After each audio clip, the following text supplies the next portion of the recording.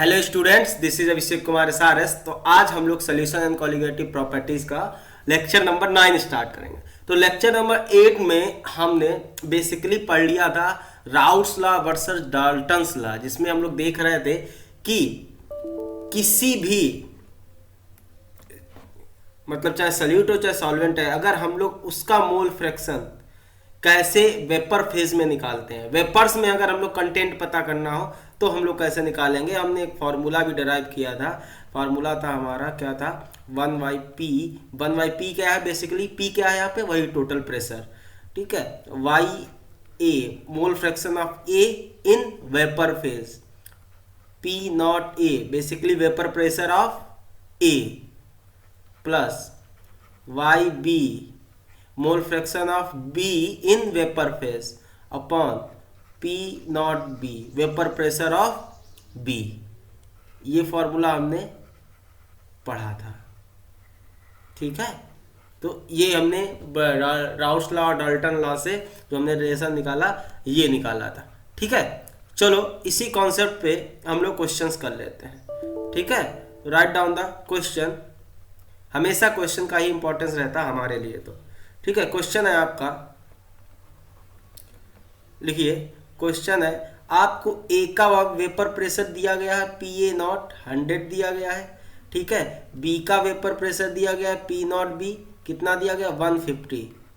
और आपको ए के मोल्स दिए गए हैं, एन ए के मोल्स दिए गए हैं 2। ठीक है, और बी के मोल्स दिए गए हैं, बी के मोल्स दिए गए हैं 3। अब आपसे पूछ रहा है calculate mole fraction of A, calculate mole fraction of A and B in vapour phase, in vapour phase. देखो क्वेश्चन समझो, हमें क्या दिया गया है, वेपर प्रेशर ए का दिया गया है, वेपर प्रेशर बी का दिया गया, मोल्स ऑफ ए के दिए गए हैं, मोल्स ऑफ बी के दिए गए हैं। हमसे पूछ रहा है मोल फ्रैक्शन ए और बी का, बताओ कहां पे, वेपर फेज में। तो हमसे क्या पूछ रहा है, हमसे पूछ रहा है वाई ए और वाई बी पूछ रहा है। क्या पूछ रहा है, वाई ए और वाई बी। जरा बात समझो, देखो तो हमसे क्या पूछ रहा है, हमें ये दिया गया, मोल्स दिए गए हैं, तो मोल्स से हम लोग क्या निकाल सकते हैं, मोल फ्रैक्शन। ये कौन सा मोल फ्रैक्शन है, mole fraction in liquid phase x A. ये क्या होता है, moles of A upon 2 + 3 total moles 5 हो गया। ठीक है, ये क्या है, mole fraction of B in liquid phase. ये क्या होगा, moles of B upon total moles, क्या हो जाएगा, 3/5। बात समझे। अब देखो, इससे जरा देखो, इससे पता करो, ये फार्मूला है ना, ये क्या है, टोटल प्रेशर जो ए और बी दोनों लगा रहे हैं। हमें ये पता है, ये पता है। अगर ये नहीं पता है, ये पता कर लेंगे तो हमें ये भी पता चल जाएगा। चलो देखते हैं कैसे। तो देखो, टोटल प्रेशर पता करने के लिए हमें क्या पता है, कितना प्रेशर एग्जर्ट कर रहा है। तो हम लोग राउट्स लॉ से सीधे सीधे टोटल प्रेशर इक्वल टू होता है P not A mole fraction of A plus P not B mole fraction of B. समझे कि नहीं। अब देखो पी नॉट ए, अब पी नॉट आपको पता है 100, मोल फ्रैक्शन ऑफ ए आप निकाल लिया कितना, 2/5 प्लस एक्स बी। ठीक है, मोल फ्रैक्शन ऑफ बी कितना 150 और एक्स बी कितना है 3/5। ठीक है, इसको सॉल्व करेंगे, 5 2 जा 10 20, 5 3 जा 15 30। ठीक है, 2 2 जा 40 प्लस 3 3 जा 90, 9 4 130। तो ये आ गया टोटल प्रेशर हमारा। अब देखो, अब हमने और क्या, अभी हमें निकालना है वाई ए। वाई ए का फॉर्मूला क्या होता है, वाई ए का फॉर्मूला जो हमने लास्ट लेक्चर में देखा था, क्या था, P not A mole fraction of A in liquid phase upon total pressure. ठीक है, पी नॉट ए कितना है हमारा 100 है, mole fraction of liquid phase में ए का कितना है 2/5 है शायद, हाँ यही है।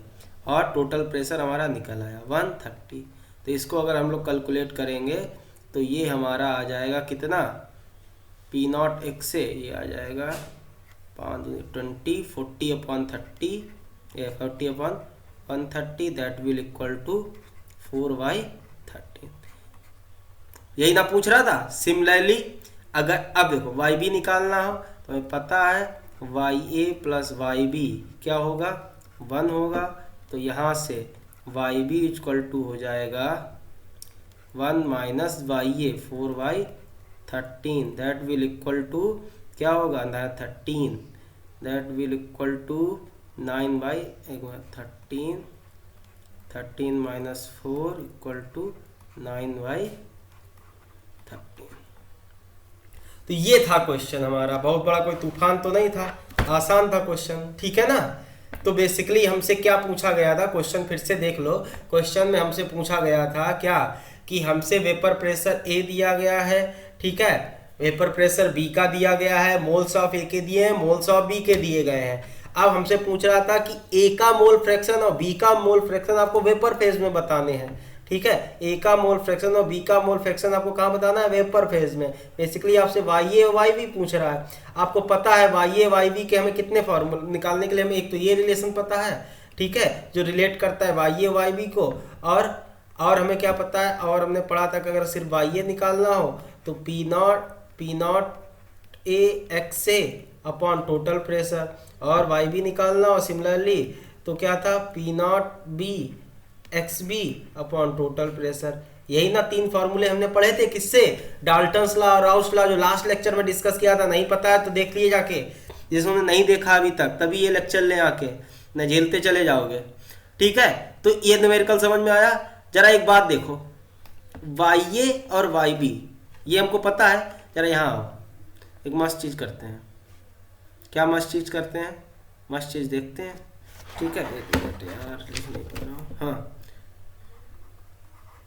जरा वाई ए को वाई बी से डिवाइड कराओ, जरा वाई ए वाई बी करो। वाई ए क्या है, P not A X A upon क्या है, total pressure, upon P not B X B upon क्या है, टोटल प्रेशर।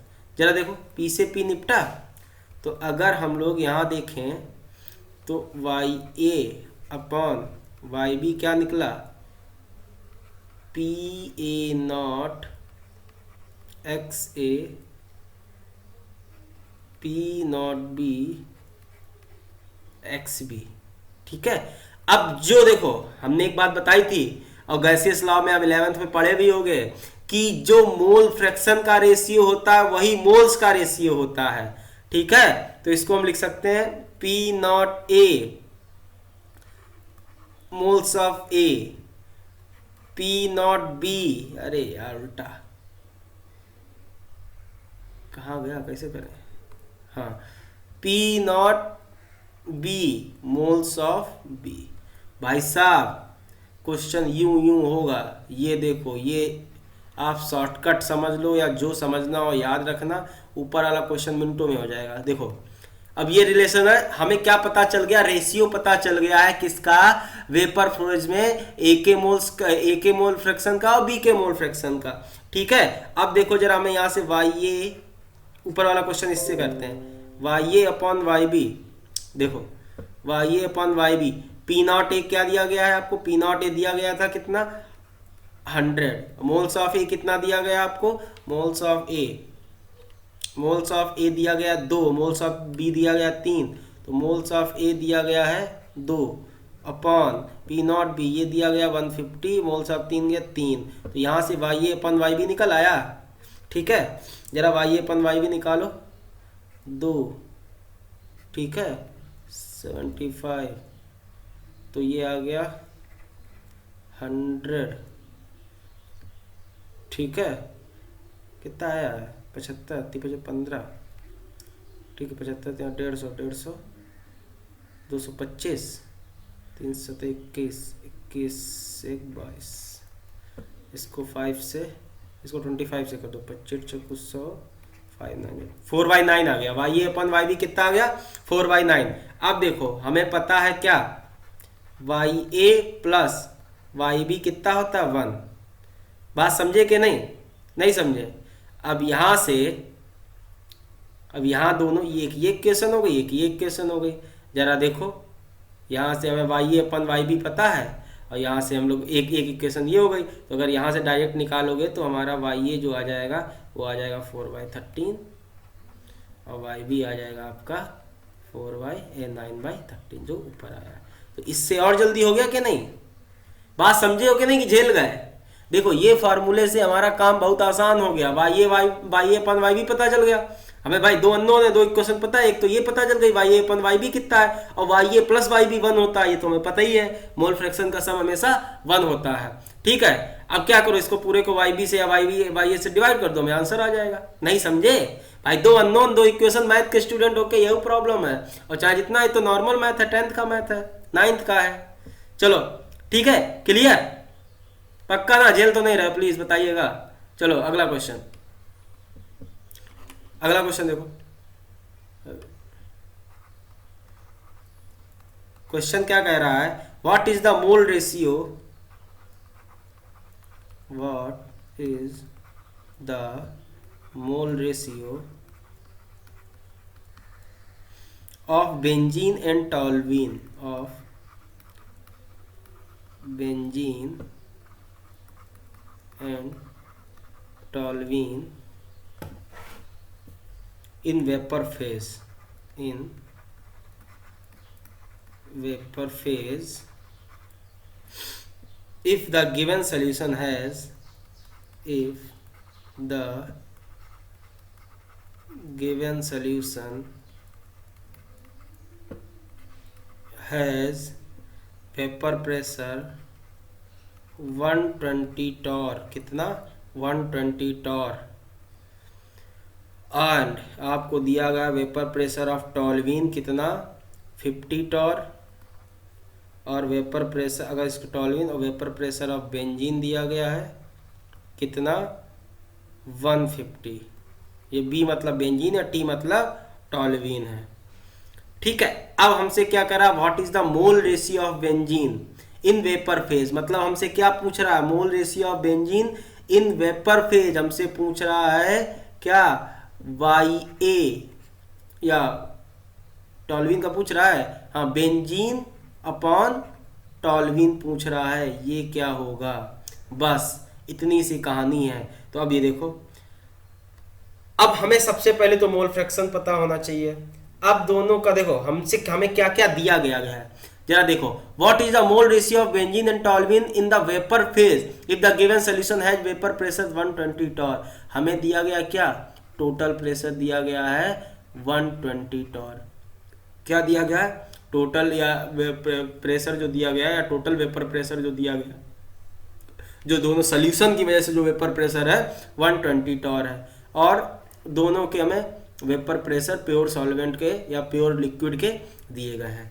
अब देखो, हमें चाहिए दोनों का मोल रेशियो। दोनों का मोल रेशियो का अभी हमने एक फॉर्मूला पढ़ा, पता था क्या? Y A upon Y B P A not X A upon P B not X B. मतलब हमें क्या चाहिए अभी? Mole fraction in liquid phase और चाहिए। तो मोल फ्रैक्शन और लिक्विड फेज, हमें वेपर प्रेशर पता है, ठीक है, वेपर प्रेशर प्योर सॉल्वेंट का भी पता है, तो हम लोग अभी निकाल ही रहते हैं, हम लोग शॉर्टकट से निकाल लेंगे। अगर हमें मोल फ्रैक्शन टॉल्यूइन चाहिए तो वेपर प्रेशर में से, वेपर प्रेशर क्या करेंगे? तो वेपर प्रेशर में से उसका वेपर प्रेशर घटाएंगे, किसका? जिसका हमें मोल फ्रैक्शन नहीं चाहिए। तो अगर हम टॉल्यूइन का निकालें तो किसका घटाएंगे? बेंजीन का घटाएंगे, अपॉन दोनों का डिफरेंस लेंगे 150 माइनस 50। बस आ गया, माहौल खत्म। ठीक है, दैट विल इक्वल टू 30, और नीचे वाला आ जाएगा आपका 100, ये आ जाएगा 3/10। मोल फ्रैक्शन टॉल्यूइन आ गया। अगर मोल फ्रैक्शन ऑफ बेंजीन निकालना हो तो 1 माइनस 3/10, तो ये कितना आ जाएगा? 1 माइनस 3/10 करोगे क्या आएगा? 10 माइनस 3 7/10। बस हो गया क्वेश्चन। ठीक है, अब हमें चाहिए Y B upon Y T. तो यहाँ से Y B upon Y T, vapour pressure of benzene upon vapour pressure in toluene in vapour phase, तो क्या आ जाएगा? P not B into X B upon P not T into X T, that will equal to 150 into 7/10 upon 50 into 3/10। ये निपटा, ठीक है, ये ठीक है, 3 से 3 गया तो आंसर आ गया कितना, 7/1।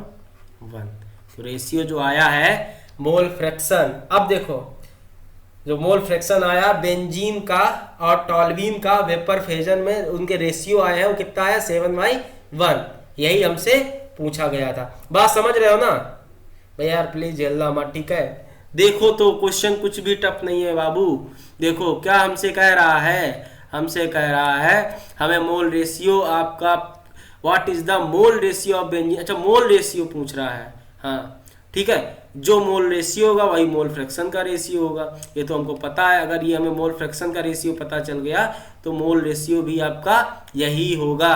हमने बताया था ना, जो मोल फ्रैक्शन का रेशियो होता है वही मोल्स का रेशियो होता है। बात समझे कि नहीं, पक्का, प्लीज झेलना नहीं, ठीक है। निकाला भी था, नहीं निकाले थे, ये बात पता है। आप जाइएगा, हमने प्रीवियस मोल फ्रैक्शन जहां पढ़ाया है वहां पे भी ये सारी चीजें बताई हैं, ठीक है ना। चलिए अब जरा कुछ चीजें और देखते हैं, कुछ कॉन्सेप्ट देखते हैं, फिर आगे बढ़ते हैं। देखो जल्दबाजी मत करो, आराम से पढ़ाऊंगा, ठीक है। देखो हमें क्या पढ़ा था, हमें ये पता था कि टोटल प्रेशर इक्वल टू होता है vapour pressure of A into mole fraction of A, Raoult's law के according, plus vapour pressure of B into mole fraction of B, ये पढ़ा था। और हमने इसका जो ग्राफ बनाया था वो कुछ, अगर याद होगा, आप लोगों ने पढ़ा होगा, थोड़ा भी अगर मेरी इज्जत की होगी तो कुछ इस तरह आया होगा, ये मान लो, ठीक है। अब क्या मान के चलते हैं, बी अगर आपका कम वोलाटाइल है, ए ज़्यादा वोलाटाइल है, ठीक है। और अगर मोल फ्रैक्शन ए के टर्म में बनाए तो क्या आता था, तो ये हमारा कुछ, अगर हम लोग यहाँ वेपर प्रेशर ले, ये दो ग्राफ्स हम ऑलरेडी बनवा चुके हैं, ठीक है। तो कुछ इस तरह आता था, P not A into P not be, ठीक, ये था मोल। अब ये एक्स से क्या, मोल fraction of A in liquid phase. अब हमसे जो ग्राफ बनवाया जा रहा है, अगर हमको ग्राफ बनाने दिया जाए, हमसे पूछा जा रहा है वेपर प्रेशर वर्सेस वाई ए का ग्राफ बनाओ, ठीक है। वाई ए मतलब मोल fraction of A in vapour phase. देखिएगा क्वेश्चन बड़ा मस्त है, समझिए, ग्राफ राफ एनालिसिस किया करो। अब देखो जरा देखते हैं, तो हमारे पास क्या है, हमारे पास बस तुम इतना समझ लो कि हमें जो इसके रिलेशन पता है वो पता है 1/p is equal to Y A upon P not A plus Y B upon P not B, है ना। ग्राफ देखो कैसा बनेगा,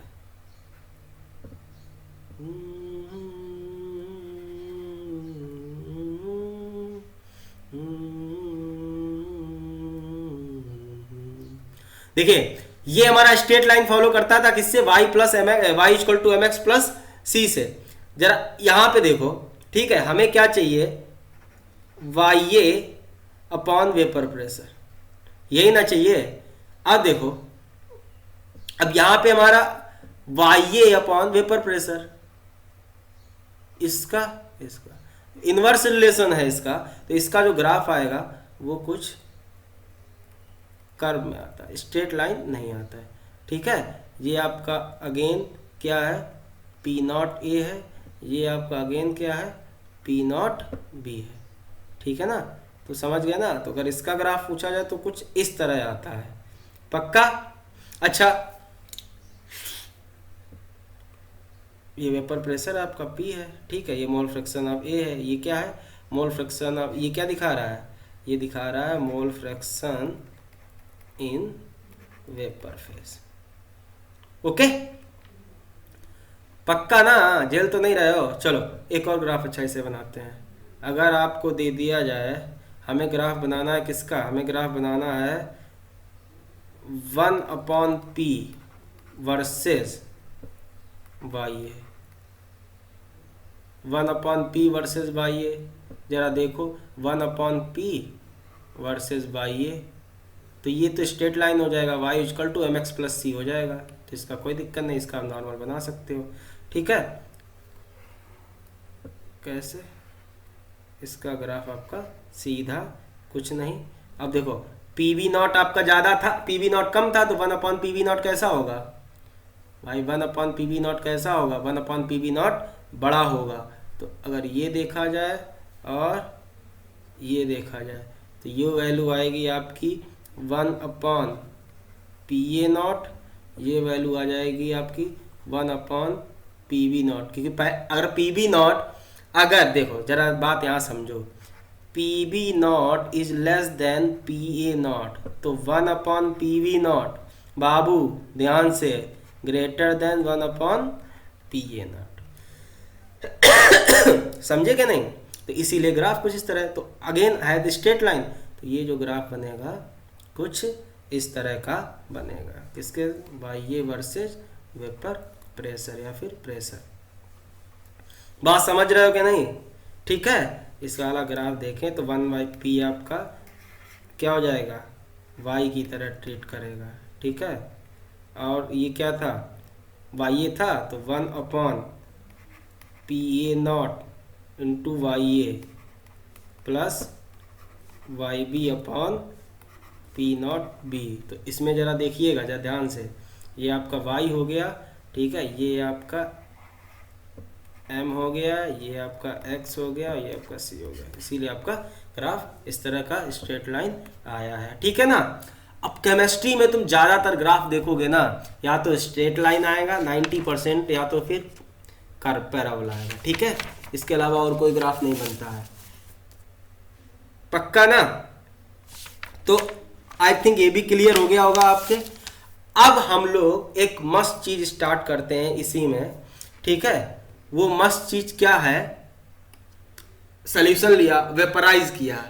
ठीक है, अब हम क्या करेंगे, वेपर्स को कंडेंसेट करेंगे, मतलब वेपर्स को फिर से हम लोग लिक्विड फॉर्म में कन्वर्ट करेंगे, और तब हम लोग क्या करेंगे, मोल फ्रैक्शन का कैलकुलेशन। बहुत मस्त है। चलो तो हेडिंग डाल लो,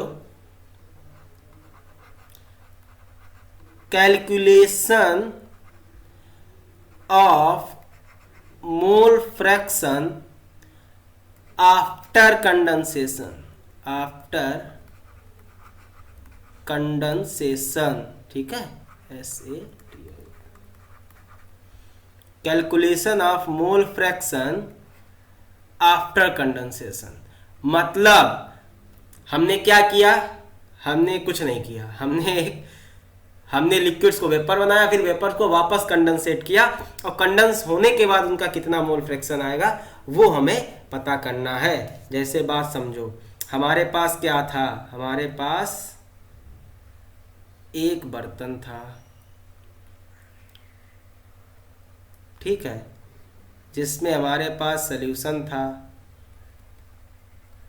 क्या था, जिसमें हमारे पास सॉल्यूशन था A+B का। क्या था सॉल्यूशन, A+B का।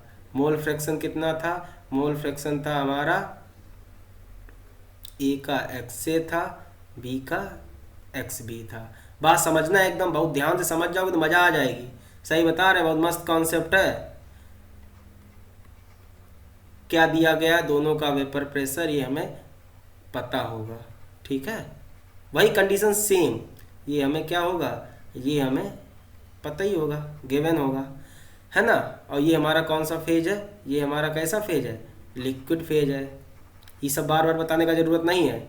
अच्छा साहब, दोनों को हमने वेपराइज कराया, दोनों की हमारी वेपर्स बनी।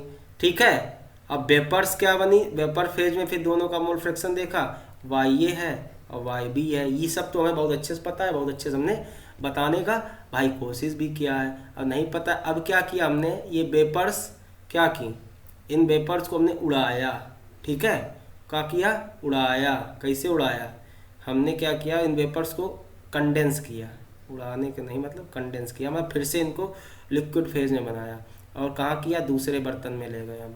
दूसरा बर्तन बनाना पड़ेगा यार, यहाँ तो भाई 8 इतनी अच्छी है नहीं, बचपन में थी, जवानी में खराब हो गई सब। ठीक है, यहाँ से हमने वेपर्स क्या की, हमने यहाँ से वेपर्स हम लोग का ले गए दूसरे बर्तन में ले गए, एक दूसरा बर्तन था, ठीक है, उसमें हमने भरने का कोशिश किया। ये जरा ध्यान से समझना, ठीक है, दूसरे बर्तन में हम इस तरह उनको ले गए। ठीक, थोड़ा बर्तन चलो समझने का कोशिश कर ही रहे हो आप लोग। ठीक है, अब उस बर्तन में क्या हुआ, वाई बी आया। अब ये हाँ, यहाँ पे हमने कंडेंसर तो लगाया नहीं, कंडेंस कैसे करोगे, ये लगा इसमें क्या, कंडेंसर, चिलर जो ठंडा कर रहा होगा, और ठीक है कंडेंस करने के बाद लिक्विड में बदल रहा होगा।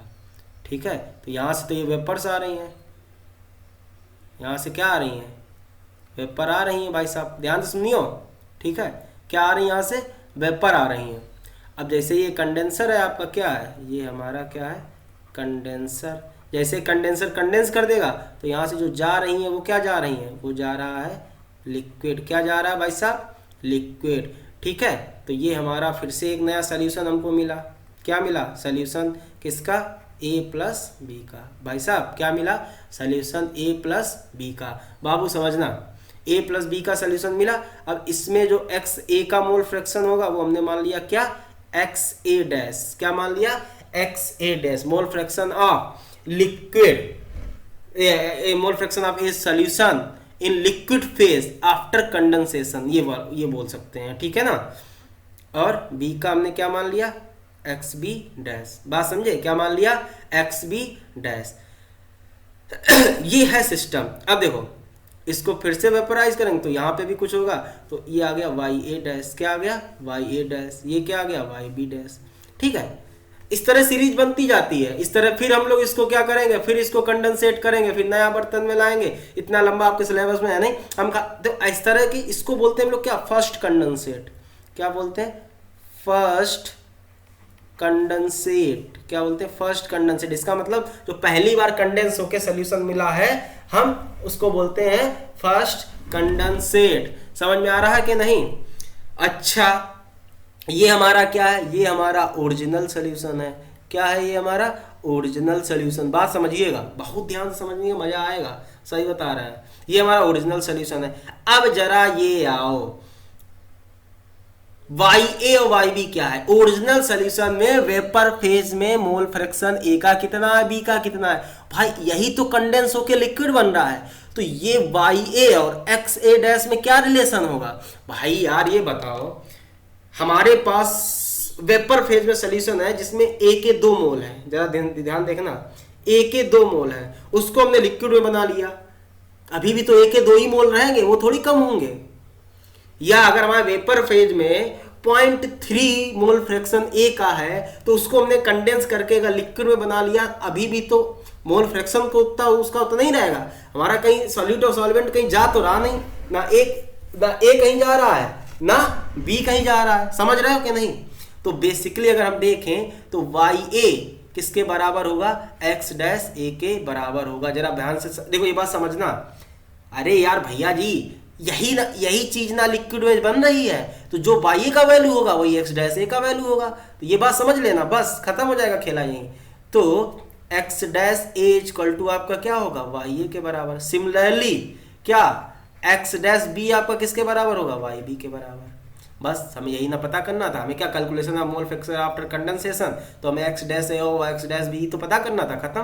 भाई डायरेक्ट क्वेश्चन पूछ दिया जाता है, डायरेक्ट लोगों को यही कॉन्सेप्ट नहीं पता होता है। नहीं ये बताओ क्या दिक्कत है, हमें अगर वाई ए वाई बी पता चल गया तो X dash X dash B भी पता चल गया, तो हमें यही ना पूछा गया। तो अगर हम देखा जाए X dash A upon X dash B equal to क्या हो जाएगा, Y A upon Y B equal to क्या हो जाएगा, P not A X A upon P not B X B. बस खत्म खेला।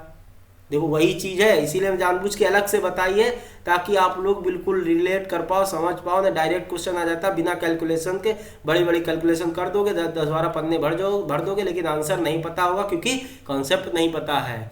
ठीक है, अब देखो ये आगे क्वेश्चन और बन सकता है, फिर से इसको कंडेंसेट किया, फिर ये अब ये x A dash x A Y A dash Y B dash उसका एक्स डबल डैश ए बन जाएगा। चलो उतना लंबा हमें जाना नहीं, इतना ही पूछा जाएगा, इससे ज्यादा आगे का पूछा नहीं जाएगा। बात लेकिन आप लोग आई थिंक समझ गए होंगे, ठीक है ना, बात समझे कि नहीं, पक्का। चलो इसी से रिलेटेड एक क्वेश्चन कर लेते हैं, फिर आगे बढ़ते हैं। ये कॉन्सेप्ट समझ गया ना आप लोग, प्लीज, है ना समझो फिर से समझो, रिपीट मार दो, सब समझ में आ जाएगा, इतना कठिन नहीं है। चलो आगे क्वेश्चन देखते हैं। क्वेश्चन देखो,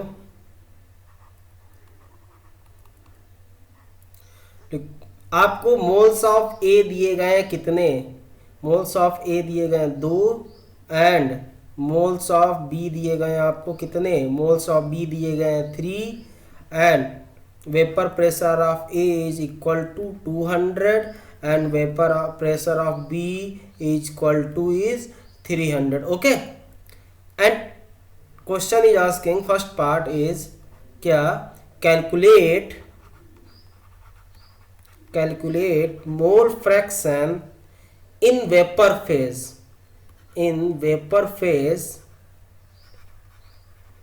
calculate mole fraction in vapor phase of A and B in original solution. बात समझिएगा, इन ओरिजिनल सोल्यूशन। अगर चीज़ें समझे होगे तो बहुत मस्त समझ में आ जाएगा, क्वेश्चन कर ले जाओगे तुरंत, एकदम हलवा है। नहीं समझे होगे तो फिर लगे रहोगे संजा तक, ठीक है। नेक्स्ट पूछ रहा है calculate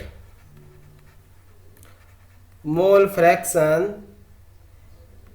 in vapour phase of A and B in first condensate. बहुत बढ़िया, इन फर्स्ट कंडेंसेट। बात समझा, अगर समझ पाओगे तो कर ले जाओगे, ठीक है। देखो क्वेश्चन क्या बोल रहा, हमें ये दिया गया हमारा क्या, और ये सारी ये गिवन है, इतना पार्ट हमको गिवन है।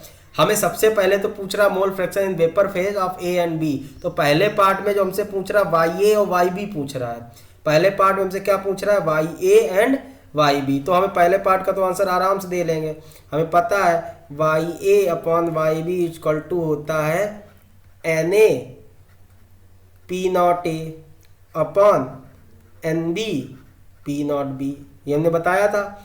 आराम से आप क्या कर लोगे, 200 एन ए कितना है 2, ठीक है, पी नॉट बी कितना है 300, एन बी कितना है 3, ठीक है। ये आपका कितना आ जाएगा, ये आ जाएगा आपका 0 से 0 0 से 0 4/9 आ गया आपका क्या, Y A upon Y B. तो सिमिलरली आपका, ठीक है, तो वाई ए इक्वल टू हो जाएगा क्या 4/9 वाई बी। तो अगर हम देखें हमें पता है Y A plus Y B equal to होता है 1 and that will y a equal to 4/9 yb plus yb equal to कितना हो गया 1, that will equal to 9994 13/9 yb equal to 1। तो here yb equal to 9/13 and ya equal to 1 minus 9/13 will be equal to क्या हो जाएगा 4/13। तो ये 4/13। तो ये हमारा आ गया पहले पार्ट का आंसर, ठीक है ना। सब लोग समझ रहे हो कि नहीं? अरे भैया जी देखो ना, इससे हम लोग सीधे Y A upon Y B निकाल लिया। अब यहाँ से जो आया है आपका वाई ए इक्वल टू क्या होगा 4/9 वाई बी, और इस इक्वेशन में हमने पुट कर दिया y A plus Y B equal to यहाँ से Y B y A. Simple math है भाई जी, ठीक है। बात तो आती सेकंड पार्ट में। सेकंड पर calculate mole fraction vapour phase of A and B in first condensate. तो हमसे क्या पूछा जा रहा है, Y A dash and Y dash B, y dash A और वाई डैश बी। जरा इससे पहले जो कॉन्सेप्ट समझाया था देखिएगा, ठीक है ना। अब देखो, अगर हम लोग फर्स्ट कंडेंसेट की बात करें, ठीक है, हमें तो पहले फर्स्ट कंडेंसेट के प्रेशर को पता करना पड़ेगा, ठीक है ना। चलो स्टार्ट करते हैं। तो फर्स्ट पार्ट से हमें क्या पता है, हमें फर्स्ट पार्ट में हमने निकाल लिया वाई ए हमारा कितना निकला है, वाई ए हमारा निकला है आई थिंक कहाँ गया, वाई ए निकला है 4/13 और वाई बी आपका निकला है क्या 9/13। अब जब फर्स्ट कंडेंसेट हुआ, फर्स्ट कंडेंसेट में हमने क्या होता है एक्स डैश ए कितना होगा जो वाई ए होगा, तो ये भी आपका 4/13 होगा। एक्स डैश बी क्या होगा, ये वाई बी जितने बराबर होगा 9/13। हमसे क्या पूछ रहा है, Y dash A and Y dash B क्या होगा, ये पूछ रहा है। जरा आ जाओ, अब इसको जो नया फर्स्ट कंडेंसेट आया है इसको हम बिल्कुल नए सोल्यूशन की तरह ट्रीट कर सकते हैं। तो अगर देखें नए सोल्यूशन में, तो इसमें हम लोग जैसे Y A upon Y B हम लोग वहाँ लिखते थे, क्या लिखते थे, P not A X A upon P not B X B. तो यहाँ हम लोग ये नहीं लिख सकते हैं Y dash A upon Y dash B is equal to P not A X A dash upon P not B X B dash. ये लिख सकते हैं कि नहीं लिख सकते हैं भाई साहब, काहे नहीं लिख सकते हैं। देखो जब हम लोग ये बात यहाँ लिख सकते हैं, या हमने पिछले कॉन्सेप्ट में ये सारी चीज़ बताएं, तो यहाँ भी हम इसको एज ए नया सोल्यूशन की तरह ट्रीट कर रहे हैं, तो यहाँ भी हो सकता है। तो अब देखो vapour pressure Y A dash अपना वाई बी, वेपर प्रेशर हमें ए का दिया गया कितना है 200, ठीक है। एक्स ए डैश पता चल गया कितना है, एक्स ए डैश हमारा हो गया 4/13, ठीक है। Y B P not B 300, x A 9/13, ठीक। ये ठीक है, ये तो ये आ गया 8/27। तो देखो यहाँ से Y dash A upon Y dash B निकाल लिया, जिस तरह यहाँ पे हमने y A upon Y B निकाला था, कहाँ पे ये, ठीक है। अब हमें यहाँ पे भी ये बात सही है, Y dash A plus Y dash B कितना होगा 1 के बराबर होगा। एक तो ये आ गया, तो इसको हम लोग पुट कर देंगे। यहाँ से देखो, यहाँ से हमें क्या पता चला, यहाँ से हमें पता चला Y A dash is equal to 8/27 क्या वाई डैश बी, ओके। तो यहाँ से जब हम लोग इन दोनों इक्वेशन को सॉल्व करेंगे, इसको और इसको 2, ठीक है। तो फ्रॉम 1 and 2 हम लोगों को जो वाई ए डैश आएगा वो आ जाएगा आपका 8/35 और वाई डैश बी आ जाएगा, वो आ जाएगा आपका 27/35। ये हमारे हो गए सेकेंड पार्ट के आंसर्स, ठीक है। तो क्वेश्चन में कुछ ऐसा नहीं था, क्वेश्चन बेसिकली आपको मोल्स, ये ओरिजिनल सॉल्यूशन दिया गया था, ए के मोल्स बी के मोल्स और दोनों का वेपर प्रेशर दिया गया था। पहला पार्ट पूछ रहा था वेपर फेज में दोनों का मोल फ्रैक्शन बताओ, दूसरा पूछ रहा था फर्स्ट कंडेंसेट हुआ है उसके वेपर फेज में दोनों का मोल फ्रैक्शन बताओ, ठीक है। तो वेपर फेज में अभी हमने y A upon Y B निकाल लिया, ठीक है। ये आ गया Y A plus Y B पता है, तो इन दोनों इक्वेशंस को हमने सॉल्व करके वाई ए वाई बी निकाल लिया। सिमिलरली फर्स्ट कंडेंसेट में क्या होगा, फर्स्ट कंडेंसेट में जो वाई ए और वाई बी होगा वो फर्स्ट कंडेंसेट के लिक्विड फेज के मोल फ्रैक्शन हो जाएंगे। बेसिकली क्या हो जाएंगे, एक्स ए डैश और एक्स बी डैश, यही हो जाएंगे ना। अब देखो उसके बाद क्या किया, अब ये इसको भी हम नए सोल्यूशन की तरह ट्रीट कर सकते हैं। तो यहाँ पे जो Y A dash Y B dash निकाल लेंगे वो कैसा होगा, P not A X A dash क्या होता था, vapour pressure into mole fraction of liquid phase upon vapour pressure of B mole fraction in liquid phase of B. तो ये वही ना है ना, बस डैश दिखा रहा कि फर्स्ट कंडेंसेट सोल्यूशन की बात कर रहा है। बात वैल्यू रख दी हमने, y A dash upon Y B dash पता चल गया। अब और ये बात तो हमेशा सही रहेगी, Y dash A plus Y B dash equal to 1 होगा। ये दो इक्वेशन मिल गई हमको, दोनों को सॉल्व करके हमने वाई डैश ए वाई बी डैश भी पता कर लिया। नहीं समझे यार, आप समझ गए होगे, ठीक है, कोई बात नहीं। चलो अब हम लोग एक नए कॉन्सेप्ट का बात करते हैं। थोड़ा सा आ जाता है कभी कभी, सीधे ओरली पूछ दिया जाता है, इतना कोई बड़ा नहीं है, ठीक है। तो हेडिंग है concept of fractional distillation, concept of fractional distillation.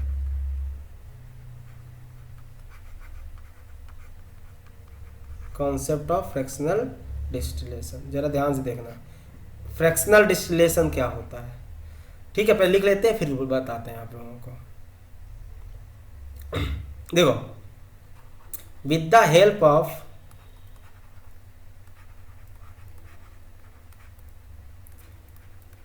Fractional distillation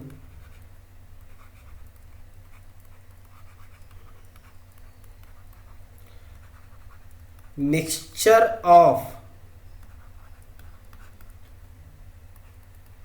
to volatile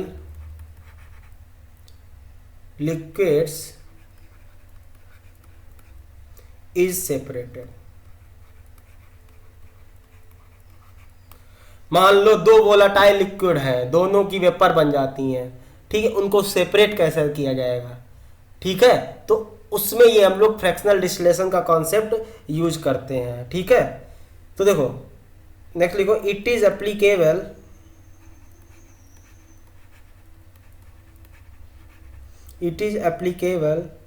for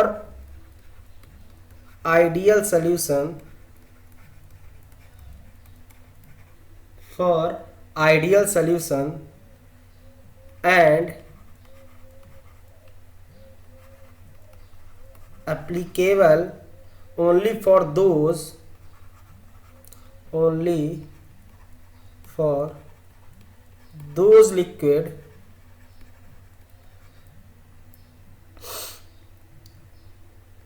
those liquid mixture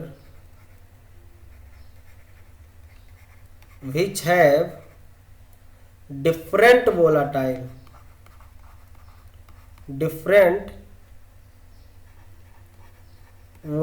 nature।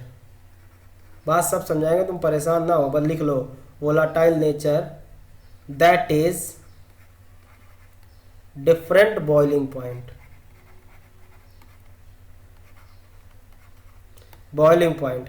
देखो बात समझो यहाँ पे, मान लो हमारे पास क्या है, हमारे पास A है, ठीक है, और क्या है, B है, दोनों वेपराइज होते हैं, मतलब दोनों वोलाटाइल हैं, दोनों की वेपर्स बनेंगी, इनको सेपरेट कैसे किया जाए, ये हम लोग करते हैं with the help of fractional distillation. इसमें सबसे पहली बात तो आइडियल सॉल्यूशन होना चाहिए। तो अभी हमने ideal solution, non ideal solution बताया नहीं, अभी बताएंगे आगे, तब पता चल जाएगा कि आइडियल सॉल्यूशन होता क्या है, ठीक है। अब आप इतना समझो, ये फ्रैक्शनल डिस्टिलेशन का कॉन्सेप्ट आइडियल सॉल्यूशन के लिए एप्लीकेबल है, and applicable only for those liquid mixture which have different volatile nature.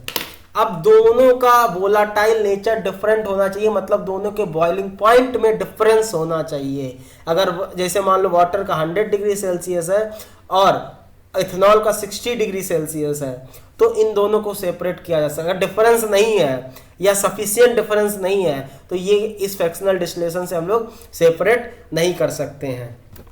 देखो ऐसे होता क्या है, जरा हम आइडिया बताते हैं इसमें होता क्या है।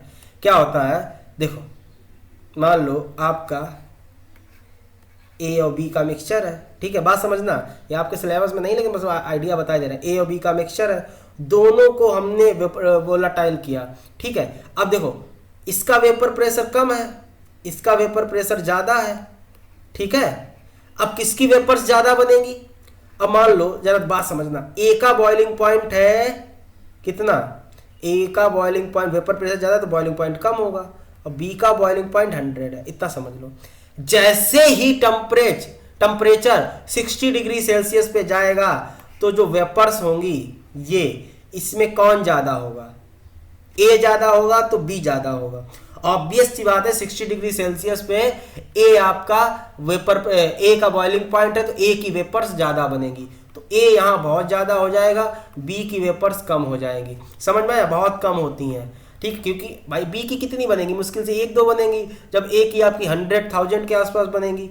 तो इस तरह फिर इसको कंडेंसेट किया जाता है, ठीक है, कंडेंसर लगा के कंडेंसेट किया जाएगा। तो यहाँ पे जो नया लिक्विड बनेगा, जिसमें आपका ए आपका सेपरेट हो जाएगा और बी आपका रह जाएगा। समझ में आ रहा कि नहीं, यही आपका फ्रैक्शनल डिस्टिलेशन कॉन्सेप्ट होता है, जो आपके पेट्रोलियम इंडस्ट्रीज में होता है, इसी के ही कॉन्सेप्ट पे वर्क होता है। इसी कॉन्सेप्ट पे हमारे petrol, diesel, gasoline, LPG, CNG, इसी कॉन्सेप्ट से सेपरेट की जाती हैं। अलग अलग उनका अलग अलग वो होता है, प्लेट होती है या अलग अलग चैम्बर होता है, उसमें सेपरेट की जाती है, बहुत बड़ा होता है। इसको बोलते हैं fractional distillation column.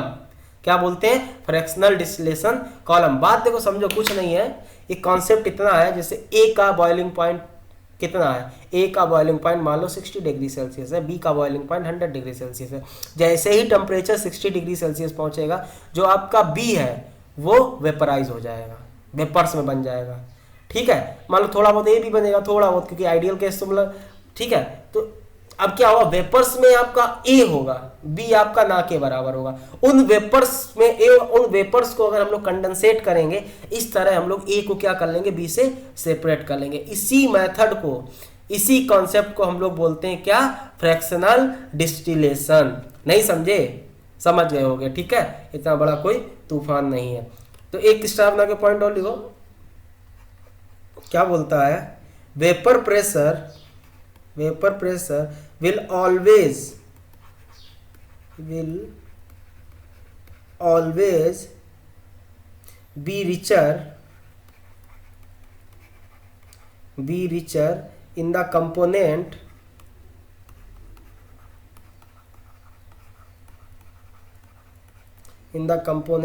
which is more volatile। तो इसमें तो कोई बड़ी बात है नहीं, ठीक। जो ज़्यादा वोलाटाइल होगा उसका वेपर प्रेशर ज़्यादा होगा, which is more volatile. Obvious सी बात है, वोलाटाइल मतलब बता चुके हैं, जिसका वेपराइज होने का टेंडेंसी ज़्यादा होगा। अगर वेपराइज होने का टेंडेंसी ज़्यादा होगा तो उसका वेपर प्रेशर भी ऑब्वियस सी बात है ज़्यादा होगा, ठीक है। तो इसमें कोई बड़ा चीज़ नहीं है। तो यहाँ तक हमें शायद समझ में आ गया होगा, ठीक है ना। अब हम लोग नेक्स्ट लेक्चर में जो डिस्कशन करेंगे, वो डिस्कशन करेंगे टाइप्स ऑफ सॉल्यूशन। सॉल्यूशन कितने टाइप के होते हैं, ideal solution, non ideal solution क्या होता है, नॉन आइडियल सॉल्यूशन कितने टाइप के होते हैं, पॉजिटिव डेविएशन क्या होता है, नेगेटिव डेविएशन क्या होता है, उनके ग्राफ्स कैसे होते हैं, ब्ला ब्ला, ये सारी चीज़ें बात करेंगे। और उसके बाद जब हम लोग फर्दर मूव करेंगे, अगर टाइम बच जाता है तो कॉलिगेटिव प्रॉपर्टीज स्टार्ट कर देंगे। मे बी मैं स्लो पढ़ा रहा हूँ, हो सकता है, ठीक है, क्योंकि मेरा जो लेक्चर होता है सारे बच्चों को ध्यान में रख के होता है, ठीक है। जो धीमे कैच करें धीमे कैच करें, तेज कैच करें तेज कैच करें। आप लोग अगर स्लो लगे तो हमारा वीडियो फास्ट फॉरवर्ड करके देख सकते हैं, ठीक है, लेकिन हमें नहीं लगता है। आप लोग आराम से पढ़ो, ज़्यादा स्मार्ट, ज़्यादा फास्ट फॉरवर्ड ना हो, बढ़िया आराम से समझ में आएगा। एनसीईआरटी लगाना स्टार्ट करो, जो भी बुक है वो लगाना स्टार्ट करो, प्रीवियस ईयर क्वेश्चंस अटेम्प्ट करना स्टार्ट करो, ठीक है, कोई दिक्कत नहीं आएगी। और कोई दिक्कत आ रही है तो प्लीज़ फीडबैक हमें ज़रूर दो, ताकि हम अगर उसको इम्प्रूव कर सकें, ठीक है। Okay, thank you class.